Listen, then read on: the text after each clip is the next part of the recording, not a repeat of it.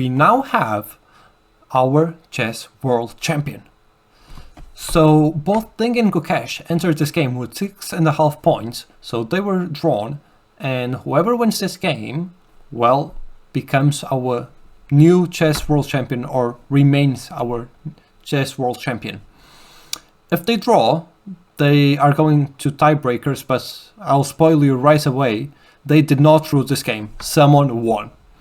And so we have Ding with the white pieces and Gukesh with the black pieces. Ding opens the game with knight to f3, d5, g3, c5, bishop to g2, knight to c6, d4, e6, castle. So we have King's Indian attacks, where you start with the knight to f3 and then you just fianchetto the bishop as quickly and castle as quickly as possible. The only difference is that here Ding played this move d4. But anyway, we have takes, and we'll just have this trade of knights, and this knight will take the previous knight's outpost. So, all very good. The engine is showing a healthy advantage towards Ding. Everything's going well. d4, e3, bishop to c5, takes, and knight to c3. We have castles, and now the knight goes and asks this bishop, where are you gonna go? I'm curious. The bishop moves to b6, and we have b3 supporting the pawn on c4. e6, kicking the knight. Gukesh does not like this knight there. The knight retrieves, and we have bishop d4 pinning the knight to the rook, to which Ding unpins it immediately. And so we have e5, queen to d2, supporting this bishop in case this knight decides to go somewhere else. And we have bishop to e6, knight to d5, and now look at this move. Not this one. Knight to f4. Why? Well, actually, this is why. So he takes, and Ding just takes this knight, and now he's targeting this rook. And we have this knight, queen takes, and the rook moves. Ding decides then to target the queen and centralize the rooks on the open file. The queen moves, targeting this bishop, and now the bishop will have to move. And so it does. We have takes on g3 and b4, preventing this. I mean, not really preventing, but in case of this, you can just take this or that, actually. Anyway. And that's exactly what we have. We have a4, and we have the en passant by Gukesh. The rook takes, and g6. The queen now, Ding, I'm not sure why, but he just decides to try to exchange queens, to which Gukesh refuses. And now, basically, Ding offers this pawn in exchange of them trading the queens. So I might be reading too much into this, but to me this just says Ding wants a draw, and he's happy to try to win the Chess World Championship on a rapid format. So Gukesh takes that, and we have this endgame where all pieces but a bishop and a rook and a few pawns are traded, and Gukesh has an extra pawn.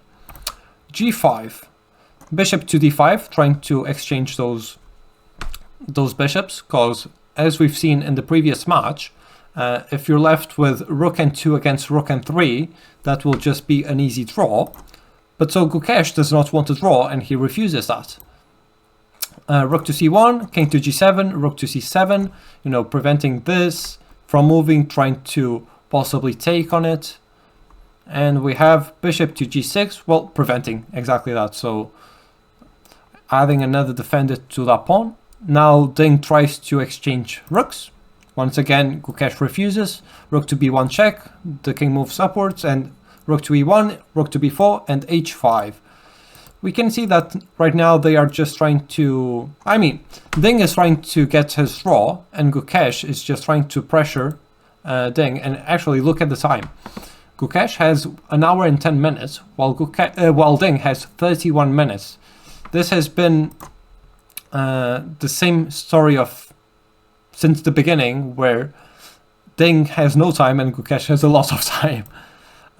So rook moves, attacking the bishop moves, king comes upward, and we have f3 and f5. Takes, and now we have 2 pawns, a rook and a bishop, against 1 pawn, a rook and a bishop. We have rook to b4, bishop to f7, king to f2, and now check. The king goes back, check. Basically, the engine is just showing 0-0-0 because this is a fortress, there's nothing to be done. But Gukesh just keeps fighting. He knows that Ding is not a computer and he might blunder, especially since he only has 9 minutes. And so after king to e5, the move that Ding plays, and it will probably stay with him for a long time, is rook to f2. Look at the engine. Gukesh is winning. Gukesh is winning if he manages to find this and this. If you saw the game live, you could see that Gukesh, when he saw that, it took him just a couple seconds and he could not believe what he was seeing. And he actually started becoming quite emotional and left the table and all. So yeah, that's exactly what we have. Takes, bishop to d5, and takes. I mean, here he has to take, because if he doesn't take, he'll just lose a bishop, and well, usually losing a bishop is not good. So we have takes, and this is just a lost king and pawns game, because Gukesh has the opposition. So if this king was in any of these squares, it would still be a draw. But unfortunately, now he cannot get to this square. He cannot get to this square or this square, gaining opposition, and so he is losing. So that was heartbreaking, and you could see in Deng's face, like, he was heartbroken. And so after king e3, you just go there to e5, and there's nothing Deng can do, because he just has to move, and Gukesh is winning. Gukesh is winning because, well, he has opposition. Tragic.